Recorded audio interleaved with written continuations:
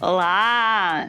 Kiss Me Hard Before You Go, Summertime Sadness. Essa letra da cantora Lana Del Rey é um dos hinos da chamada música indie nos últimos anos. E quando a gente fala em música indie, muita gente imediatamente pensa em um determinado tipo de som.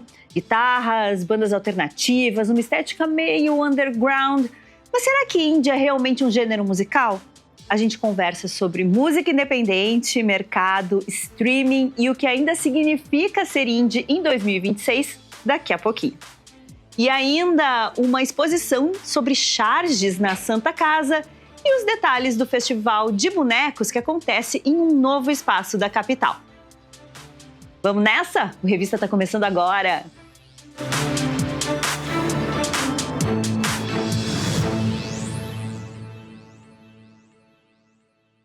Você já deve ter ouvido falar em música indie, né? Mas o termo, que hoje reúne artistas e sonoridades muito diferentes, começou como uma forma de fazer música longe das grandes gravadoras.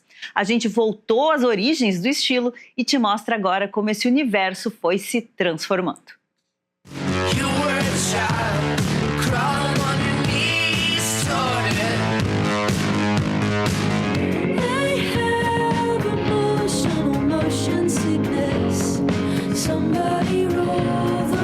Ela pode ter guitarra, sintetizador, batida eletrônica ou até uma sonoridade mais experimental. Mas antes de ser um estilo musical, a palavra indie nasceu para definir quem fazia música de forma independente.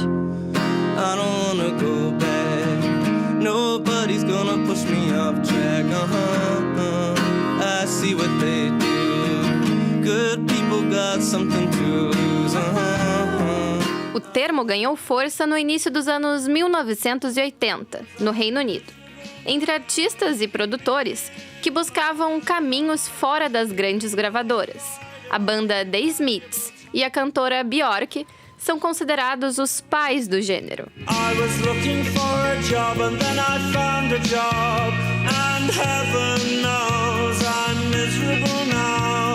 Que começou como uma forma de produzir e distribuir música, logo passou a identificar uma sonoridade. Nos anos seguintes, o indie se espalhou. Bandas como The Strokes, com um rock embalado, Arctic Monkeys, com um garage rock retrô, e os psicodélicos da Tame Impala levaram o gênero para diferentes públicos.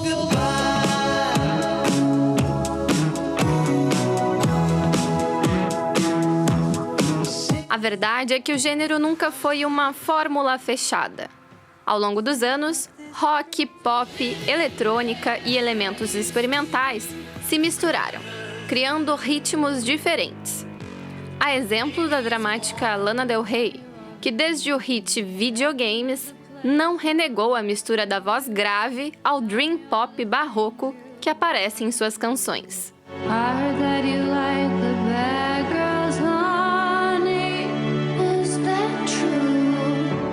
No Brasil, essa linguagem ganhou características próprias, geralmente associadas à nova MPB. Artistas como Tim Bernardes, Nós não vamos mais ser tão sozinhos, bebê. Conto com você, pode contar comigo. Bulgarins, Soprar, amar, cantar sem medo. Um artifício meu, melhor que sufocar. e Letrux Ninguém perguntou por você. misturam referências numa produção que transita entre o alternativo e o popular. I heard you sold the Amazon.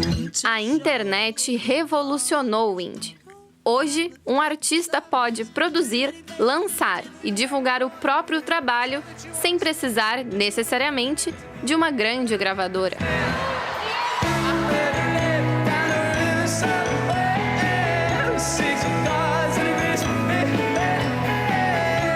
Da nova geração, Phoebe Bridgers, Aurora e Angel Olsen mostram que essa ideia continua viva. Só que agora, com novas referências, novas plataformas e outras formas de encontrar um caminho próprio.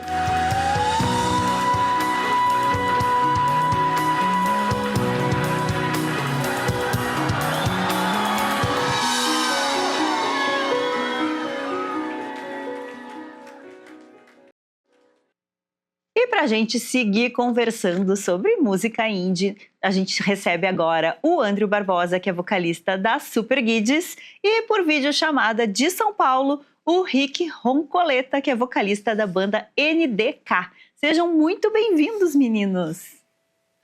Boa tarde. Pô, que honra. Prazer, bom, prazer. Andrew, indie é gênero, é estilo, é forma de produzir, é um pouquinho de cada... Me conta. Acho que é um pouquinho de cada, né? Acho que é estilo, é o jeito de produzir. Acho que é por aí. Mais do que o estilo da música e é a maneira de produção, eu acho, né?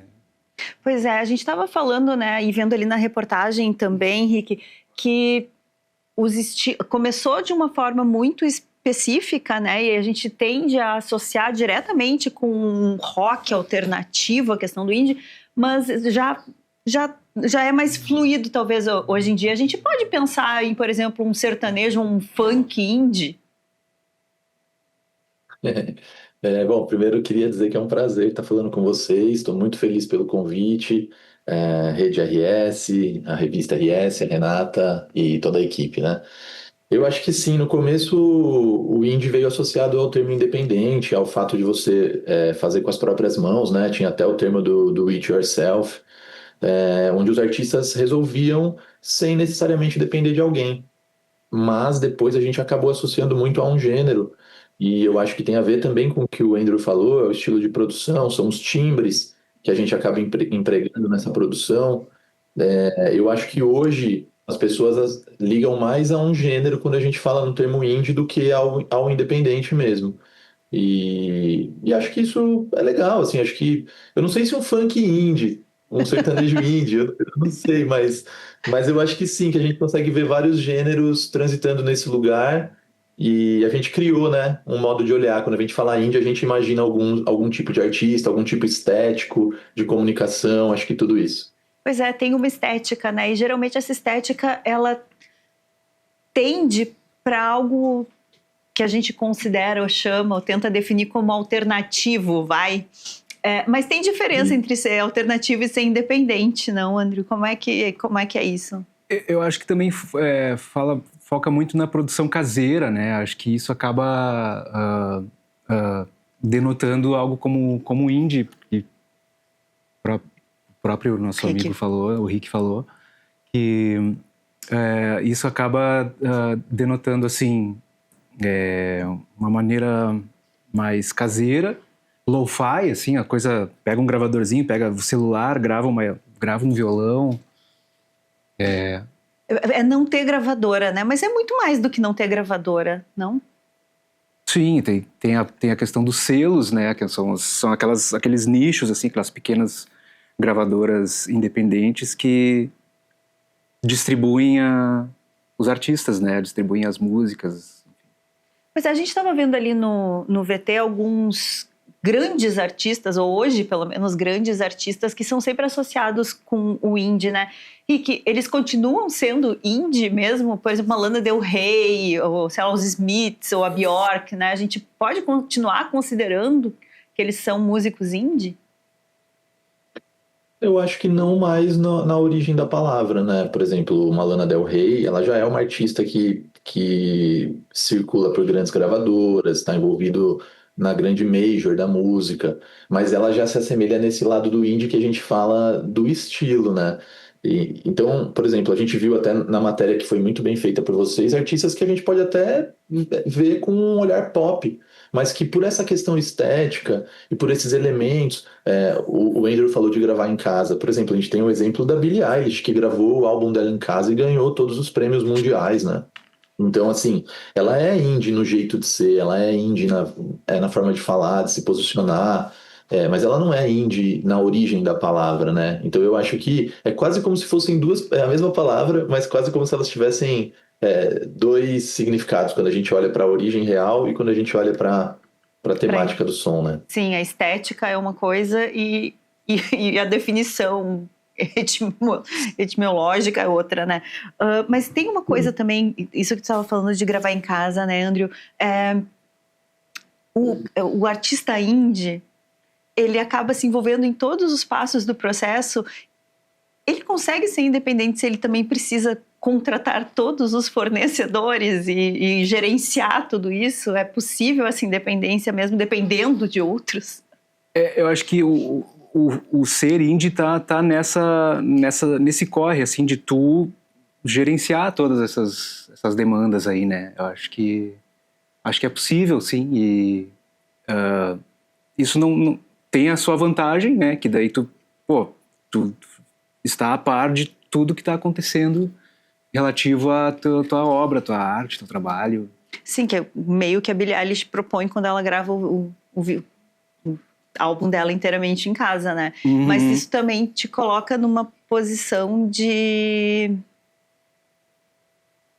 precisar pensar muitas outras pontas do processo, né? E às vezes te demanda de um jeito que é aquela coisa que a gente fala, né? De ter que jogar nas 11 e daqui a pouco até defender, usando uma metáfora futebolística. Todo músico independente precisa ter algum tipo de disposição para isso, porque é difícil, né? Tu tem que assumir um papel quase de empreendedor nesse sentido, né? Sim. Nesse quesito, assim, vou te dizer que eu tive a minha banda ali nos anos 2000, a Super Guides, e na época era o Orkut que a gente era o nosso meio de comunicação principal, né? E depois veio o Twitter, enfim, a gente transitou por essas redes, mas agora, depois de 20 anos, nós voltamos eventualmente para celebrar o nosso primeiro disco, né? E fizemos alguns shows, umas turnês aqui e ali, mas atualmente eu te digo assim que, nossa, eu não consigo ter essa dimensão do que precisa ter, assim, tipo, eu não tenho TikTok, por exemplo. Eu não tenho. Pois é, isso eu tava pensando, tu falou no Orkut, né? E de lá pra cá a gente tem o TikTok, a gente tem o Instagram, a gente tem as plataformas de streaming de música, né? Uhum. Que ganharam um espaço que às vezes as gravadoras ocupavam até, porque tu pode fazer, né, o upload da tua obra toda lá e disponibilizar, enfim. Isso, na tua opinião, Rick, isso democratiza ou permite que mais artistas independentes apareçam ou tenham espaço, ou isso é muito mais complexo, né? No sentido de que, bem, tem algoritmo, tem, enfim, N outras coisas que antes não existia. Como é que tu avalia isso? É uma faca de dois gumes, assim, né? A internet, ela foi muito boa para música, para a gente se aproximar de lugares que antes a gente tinha que viajar ou mandar uma carta. Então, sem dúvida, facilitou muita coisa. Ao mesmo tempo, ela facilitou para todo mundo, né? Mesmo para aqueles que às vezes não, vamos dizer, não merecem assim como você. E aí você acaba tendo que disputar com todo mundo. Eu tenho essa visão dos dois lados, que é até legal contar. Eu, como você falou, fundei a banda NDK, tive várias vivências com isso. A banda ainda existe, a gente faz muita coisa legal. Mas em 2018 eu comecei uma empresa chamada Marã Música, onde eu atendo artistas e ajudo eles a lançar seus trabalhos, a entender o caminho que eles vão percorrer e exatamente como trabalhar com essas redes e tentar trazer elas para o lado do artista e não contra, né? Porque se a gente vacila um pouquinho, elas já estão jogando contra a gente está ali refém delas, igual o Andrew falou, pô, eu não tenho TikTok, porque é isso, o artista ele precisa muitas vezes criar, ter tempo, ter a mente livre para conseguir também produzir e escrever e observar, né? E a gente não tem mais tempo para isso, a rede social é uma loucura, então acho que é uma faca de dois gumes, a gente tem que ter cuidado, mas sim, democratizou, eu acho que respondendo cruamente, sim. Sim, mas e agora eu estava te ouvindo falar e também faz repensar um pouco a carreira, essa nova configuração de mercado faz repensar um pouco a carreira. Muito, porque a gente vê, por exemplo, nos tops 10 de vários lugares do mundo, músicas que foram feitas, por exemplo, pensadas para redes sociais, como o TikTok, que o Andrew comentou. A gente vê músicas com refrões sendo feitos pensados para o desempenho nessas plataformas. E isso não necessariamente é artístico, mas isso traz um resultado que às vezes pode ser interessante para aquela pessoa, para aquele grupo, para aquele empresário, a gente não sabe. Então, é até interessante de responder uma pergunta que você falou no começo também, se é possível, né, uma banda viver hoje dessa forma, com seus próprias, vamos dizer, suas próprias mãos, seus próprios pés. E eu digo que sim, é possível, não é fácil. Eu atendo, por exemplo, uma banda aqui na Marã Música, que é a minha empresa, chamada Zimbra, que é uma banda de Santos, aqui do litoral de São Paulo, que é uma banda que pode até ser classificada como indie, na questão do gênero, né? É um pop rock, mas que tem essa ligação, que é uma banda que consegue tocar no Brasil todo, circular, né? A gente teve aí no Rio Grande do Sul recentemente, fez ótimos shows, sempre tem as casas cheias, mas é uma batalha, né? A conta fecha, mas ela fecha apertada, você tem que trabalhar muito, então é aquela batalha da arte no Brasil. Mas eu acho que sim, que é possível e que as pessoas têm que acreditar que é possível para que a gente consiga cada vez mais subir esse lugar, né? Não é fácil, não é fácil. O músico tem várias esferas e vários momentos. Ele toca no barzinho, ele toca na noite fazendo cover, ele descobre o que é o autoral e vai se aventurando. São várias esferas, toca em formaturas, em casamentos, em coisa, e tudo é válido. Mas eu acho que quando o músico entende essa força da música autoral e trabalha em prol disso, assim, o resultado pode ser muito gratificante. Maravilhoso. Bom, gente, o cinema também fala, obviamente, de música indie, traz exemplos, né? E a gente trouxe 4 grandes títulos aqui para vocês conferirem depois em casa. O primeiro deles é Apenas Uma Vez, de 2008. Um músico de rua conhece uma imigrante tcheca que ganha a vida vendendo flores, mas que também é aspirante a compositora. Eles decidem trabalhar juntos e as músicas que compõem refletem o amor que cresce entre eles. A Festa Nunca Termina, de 2002. Em 1976, Tony Wilson, um repórter em Manchester, Inglaterra, organiza festas em um clube local para lançar bandas independentes. Com o sucesso, ele se torna empresário musical, abrindo a lendária gravadora Factory e muda a cena musical da época. Beautiful Noise, a era Shoegazer, de 2014. Documentário musical escrito e dirigido por Eric Green, o filme documenta 3 bandas de rock, Cocteau Twins, Jesus e Mary Chain e My Bloody Valentine, e a influência que elas exerceram no shoegazing, que é um subgênero do rock alternativo que surgiu no Reino Unido no final da década de 80 e em outros gêneros do rock. E Mesmo Se Nada Der Certo, de 2013, em uma apresentação informal em um bar, Greta conhece Dan, um produtor musical que se encanta pelo trabalho da moça e a convida para gravar um álbum pelas ruas de Nova York. O que é necessário, na opinião de vocês, vou começar contigo, Andrew, para preservar a autoralidade, a autonomia, a independência e ainda assim crescer e se tornar uma referência daí estética indie? Eu acho que é isso que o Rick falou também, da gente dedicar um tempo para isso, né? Para escrever, para trabalhar em cima da tua obra.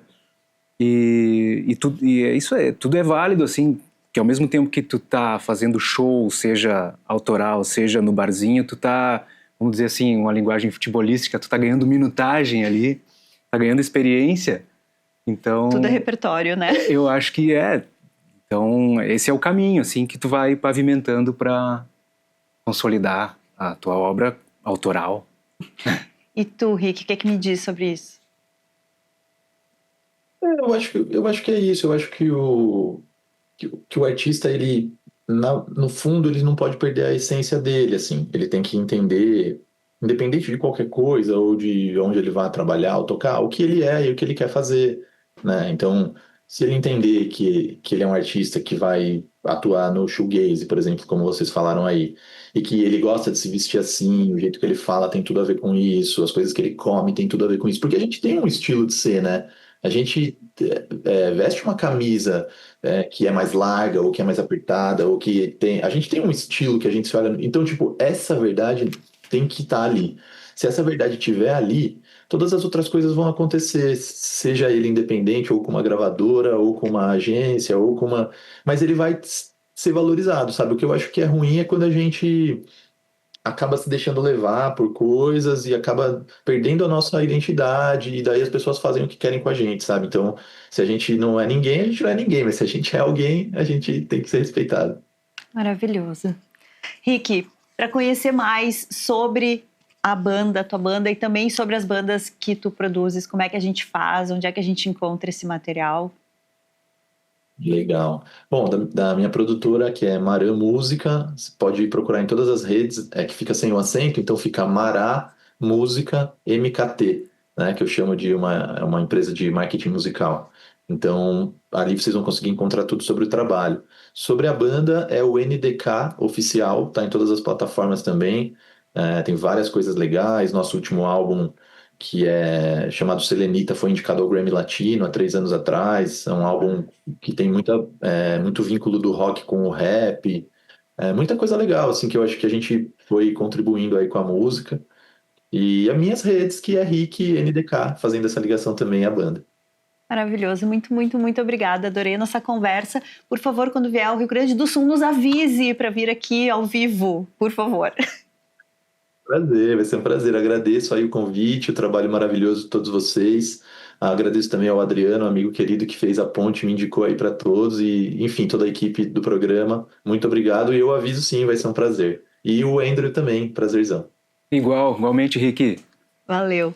Bom, Rick, vamos falar então das Super Guides, dos outros trabalhos, o que tá rolando. Então, aqui estamos com o disco. Eu trouxe essa bolachinha aí que a gente lançou agora em 2026 pelo selo Balaclava Records de São Paulo, para celebrar os 20 anos desse disco, que na época foi o que nos abriu as portas, assim, né, para festivais, para prêmios, enfim, da revista Bis na época. Então, é um marco para nós, assim, um marco importante, e por causa desse disco a gente resolveu voltar e fazer uns shows por aí, do Brasil, enfim, onde a gente é convidado, a gente vai. Então, para encontrar informações no Nas Instagram redes da Super Guides, sim, ali pelo Instagram a gente se comunica mais rapidamente ali com o pessoal, e tem a minha rede também, que é Andrew Barbosa 1. Maravilha. Muito obrigada. Eu que agradeço, muito obrigado pelo convite. E é óbvio que a gente vai encerrar com música, mas antes disso, depois do intervalo, a gente confere todos os detalhes de um novo festival de teatro aqui da capital. Nós já voltamos e agora a gente fica com Andrew Barbosa. Vamos lá. Opa. Essa eu fiz pro meu filho, que ele completou 10 anos.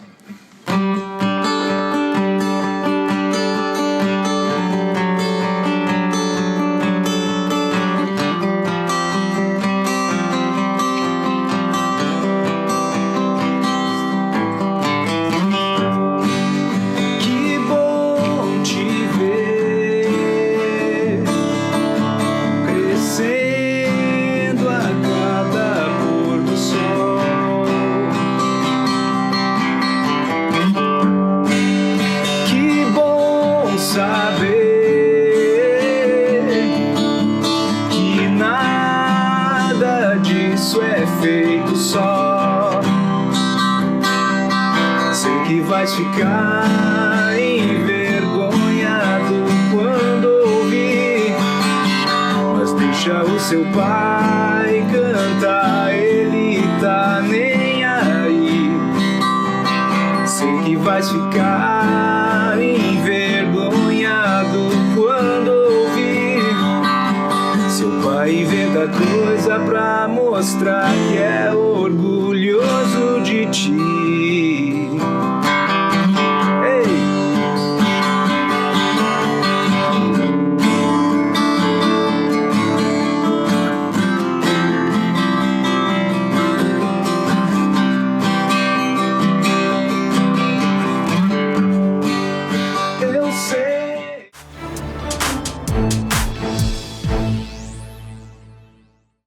Centro Histórico de Porto Alegre, 3 grandes nomes do cartoon gaúcho se encontram em uma exposição que tira a charge do jornal e leva para as paredes de uma galeria.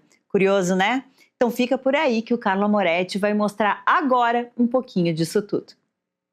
Edgar Vasques, Santiago e Schroeder, nomes fundamentais da charge gaúcha. Quem conhece ou tem curiosidade sobre o trabalho destes ícones acaba de ganhar uma oportunidade de encontrar tudo em um único lugar. A exposição Charge Mestra recupera diferentes momentos das trajetórias dos 3 artistas.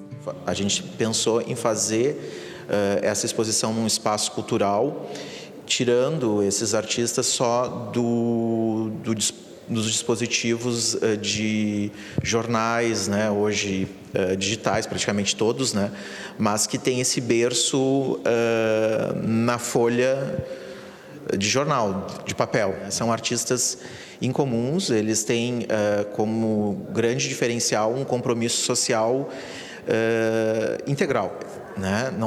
Não tem trabalho em que esses artistas não nos mostrem como olhar para este mundo com criticidade. O jornal sempre foi o ponto de encontro entre a charge e o leitor. Mas o tempo passou e o jeito de consumir desenho também. Para Schroeder, a mostra representa uma maneira de reencontrar parte importante de todo esse trabalho. É claro que o nosso trabalho é um trabalho feito para a impressão, para a indústria, mas a impressão diminuiu muito nesses últimos anos. Então, voltar às paredes, voltar às galerias, para nós é muito importante.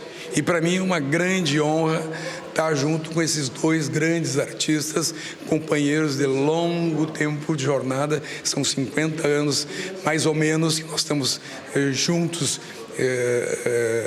trabalhando, fazendo esse tipo de trabalho, e temos uma sintonia. Sintonia essa que é visível nos trabalhos dos 3 artistas. Tem charge que, mesmo depois de tanto tempo, continua dizendo muito. É o caso de alguns dos desenhos de Edgar Vasques, criados durante a ditadura militar no Brasil, quando até falar de fome era motivo de perseguição. Eu acho que a charge que está aqui, ela quase todas se autoexplicam, tá? Por quê? Porque tem certos temas que são universais. Qual é a diferença entre 1970, quando eu criei o Rango, 74, quando ele começou a ser publicado, e hoje? É que naquela época, falar de fome era um caso de polícia. Tu podia ir preso. Então foi o jeito que eu consegui ultrapassar a ditadura e a censura, foi ignorando tudo e fazendo o que eu achava que tinha que fazer. É aqui no Centro Histórico e Cultural da Santa Casa, em Porto Alegre, que os traços desses 3 grandes chargistas gaúchos se encontram.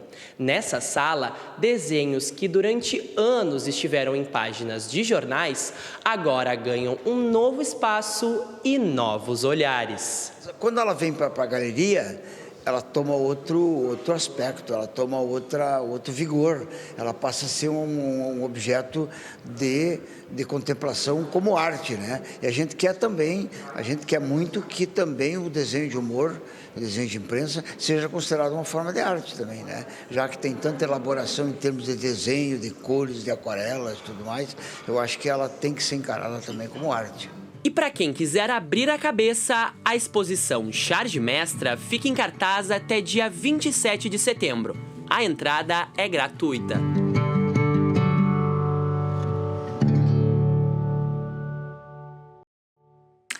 Te agenda e, por favor, não perde. Bom, olha só que legal, o Teatro de Bonecos e as Formas Animadas ganham um novo espaço de destaque aqui em Porto Alegre. O Festival de Teatro de Bonecos Teatro Bancários RS vai acontecer entre outubro e dezembro no novo Teatro dos Bancários, no Rio Grande do Sul, que fica aqui no Centro Histórico, e está com um edital aberto para grupos. Quem nos conta todos os detalhes por videochamada é uma das curadoras do festival, a Denise Viana. Bem-vinda, Denise, que bom te ter aqui conosco. Então, tudo bom? Prazer estar aqui com vocês, com os teus espectadores, e a gente trazendo essa novidade aí desse primeiro Festival de Teatro de Bonecos na cidade de Porto Alegre. Pois é, como é que surgiu essa ideia? Me conta um pouquinho, Denise, como foi que vocês tiveram, porque o Teatro de Bonecos, há um tempo ele veio um pouquinho negligenciado aqui, né, assim, em termos de grandes eventos. Então me conta como é que vocês resolveram trabalhar essa ideia. Então, o Teatro de Bonecos tem uma tradição grande aqui no Rio Grande do Sul. Eu estou na Serra nesse momento, então, aqui em Canela, tivemos mais de 30 edições do Festival de Teatro de Bonecos. E depois tiveram diversas situações em que ele foi rareando, né? E, enfim, em Porto Alegre nunca aconteceu.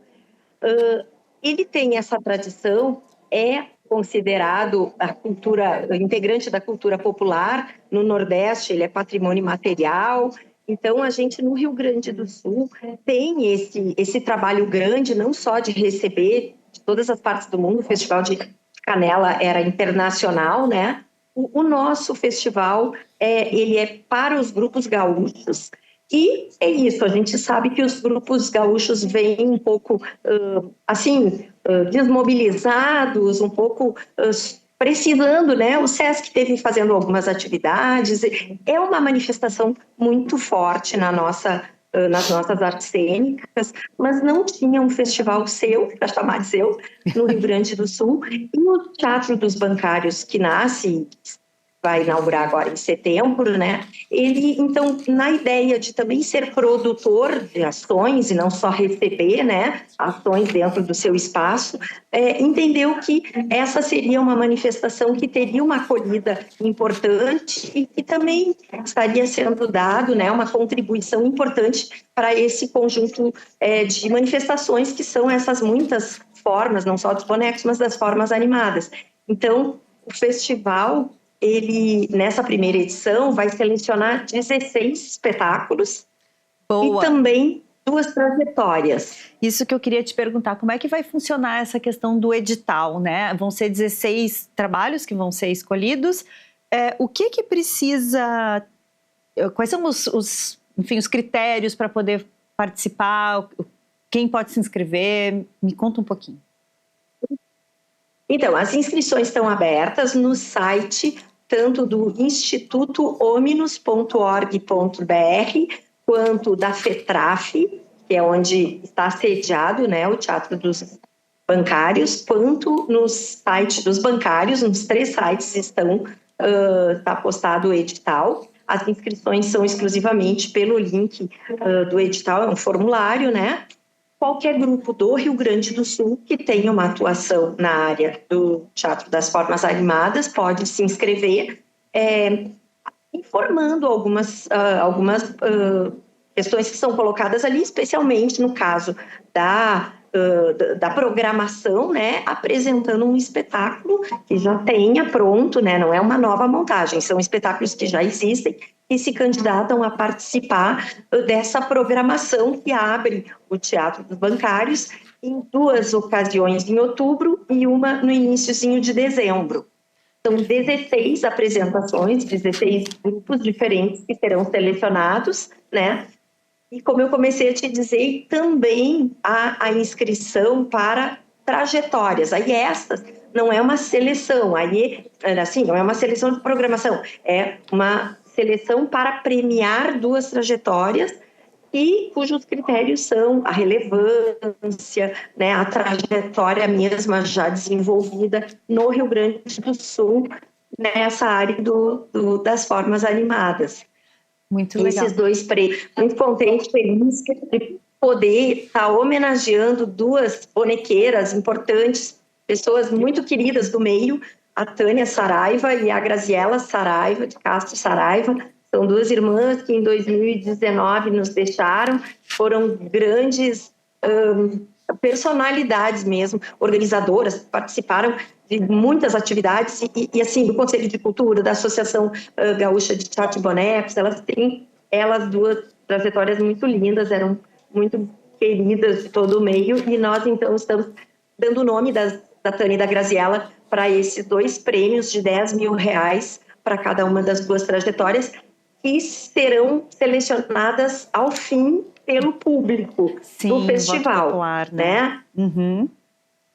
Isso, a curadoria seleciona 4 e depois o voto popular seleciona as 2 finalistas mesmo, né?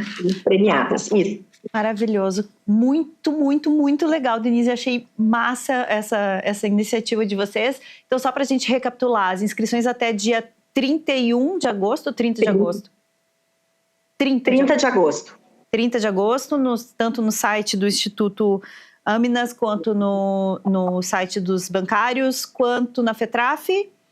E depois o festival em 3 etapas, de 8 a 12 de outubro, de 14 a 18.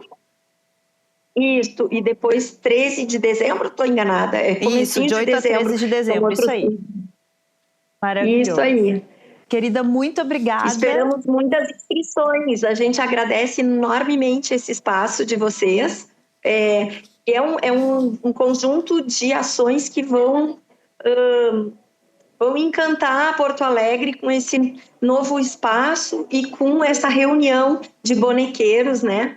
Que a gente sabe que é sempre super potente. Eu tô aqui na Serra 20 chegando em Gramado e lembrando de Canela das tantas vezes que a gente subiu a serra para ver os bonecos. Nós tivemos o lançamento desse edital no dia 15, no Centro Cultural Santa Casa, com uma apresentação linda do Jordi Bertrand, que esteve aqui na Serra muitas vezes, eu mesma assisti aqui algumas vezes.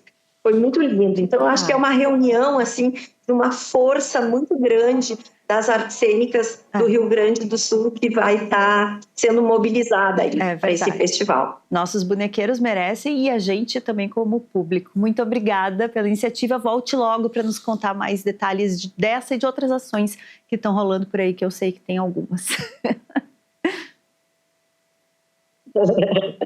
Ótimo, obrigada. Bom, no próximo bloco a gente vai conhecer as obras da Adrileira. Não sai daí.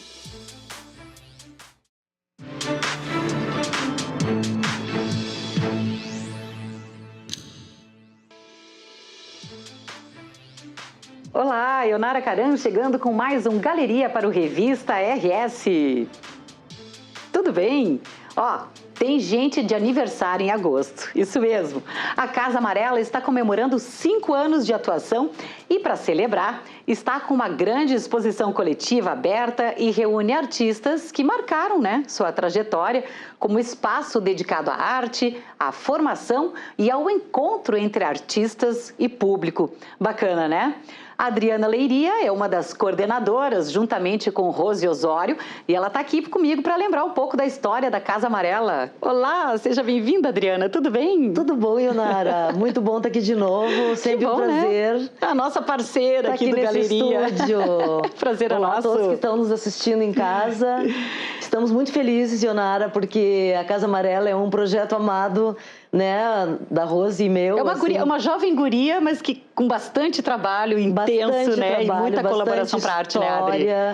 Nós estamos, assim, a cada ano, cada ano que passa, passos maiores, e agora comemorando esses 5 anos com uma exposição coletiva de 31 artistas. Nossa! E como escolhemos esses artistas? São os artistas que fizeram exposições individuais ao longo desse tempo, Então, é uma retrospectiva também.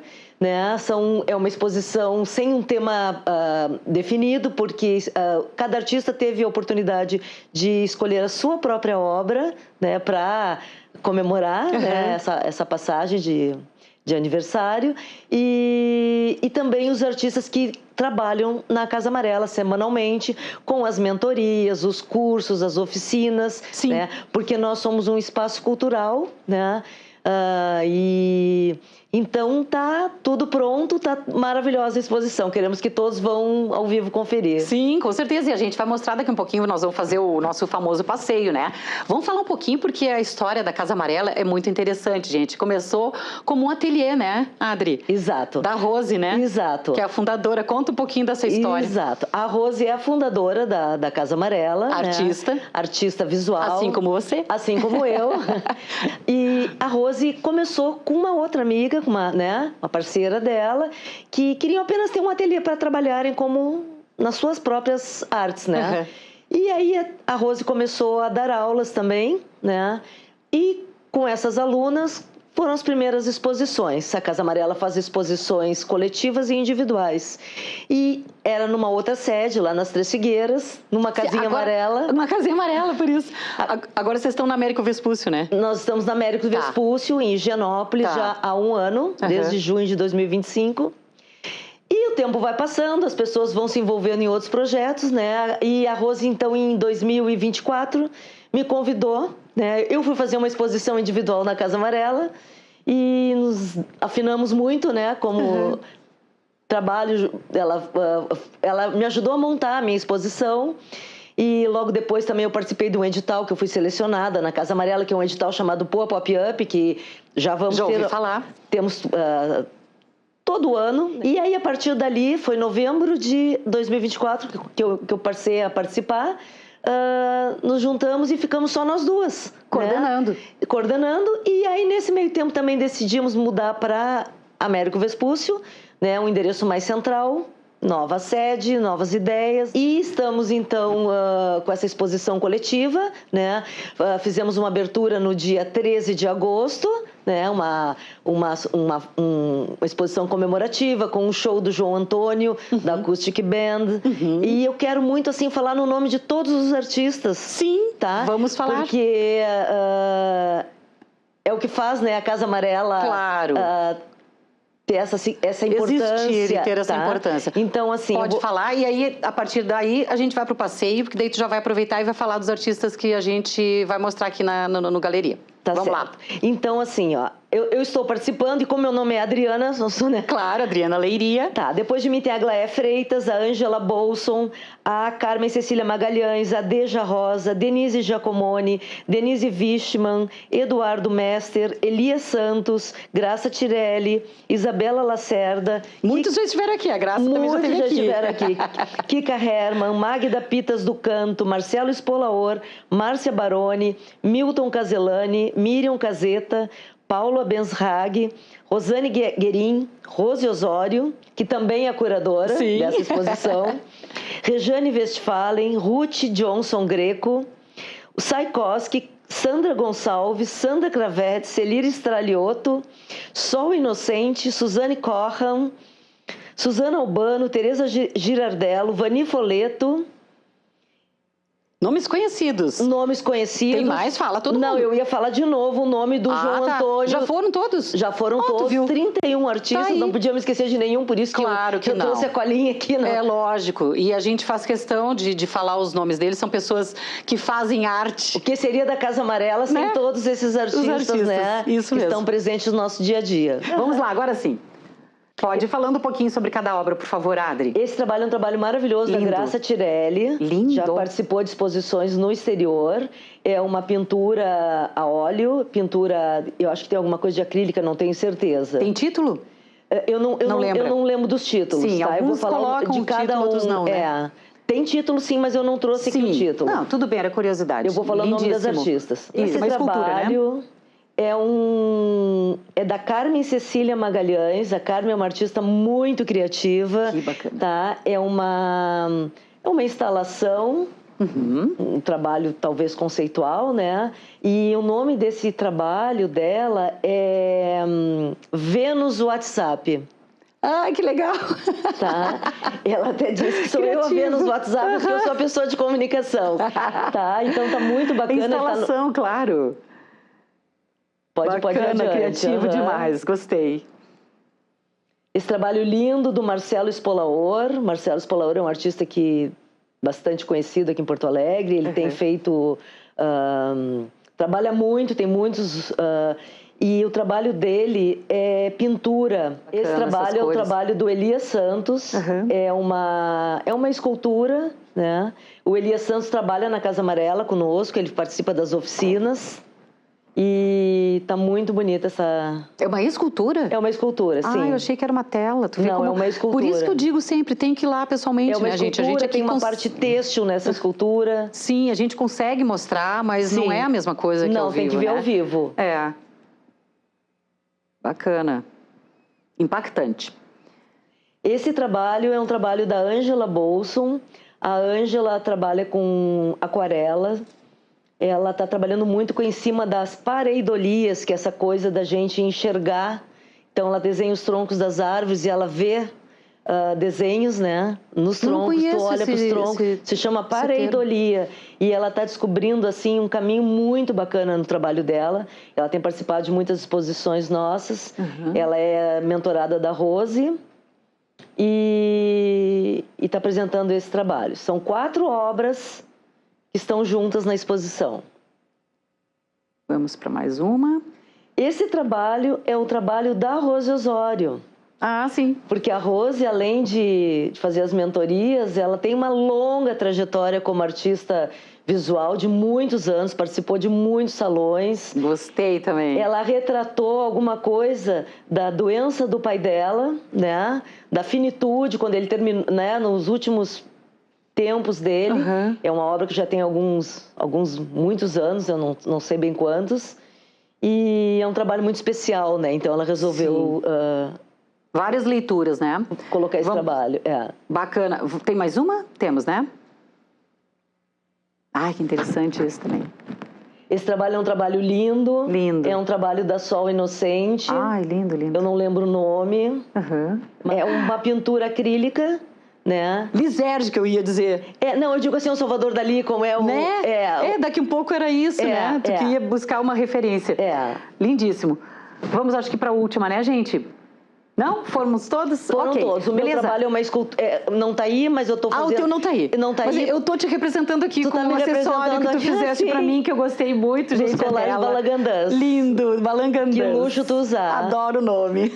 O meu trabalho lá na exposição é uma instalação têxtil, porque eu sou artista têxtil. Têxtil, né? Então, só ontem que nós colocamos... Eu preciso colocar pra fotografar. Claro. Né? E aí não tive tempo de te mandar. Mas tranquilo, o pessoal vai lá ver ao vivo. Sim. Vamos pro serviço, então? Até dia...